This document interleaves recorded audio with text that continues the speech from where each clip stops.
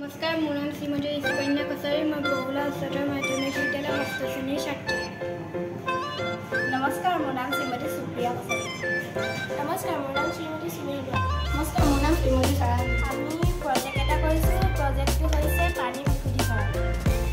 এফালে আমাৰ 4টা ষ্টেপ আছে। এফালে আছে শিলগুটি, কয়লা, বালি আৰু কপাহ। পানী ঢালিলে ইয়াত পানীত থকা ডাঙৰ ডাঙৰ ঔষধিবোৰ নাইকিয়া হ'ব। ইয়াত পানীত থকা আইৰণটো নাইকিয়া হ'ব। পানীত থকা সৰু সৰু আমি যি চকুৰে নেদেখোঁ সেই সৰু সৰু ঔষধিবোৰ নাইকিয়া হ'ব। শেষত ইয়াত পানীত যিবোৰ ঔষধি আছিলে সেইখিনি ইয়াত লাগি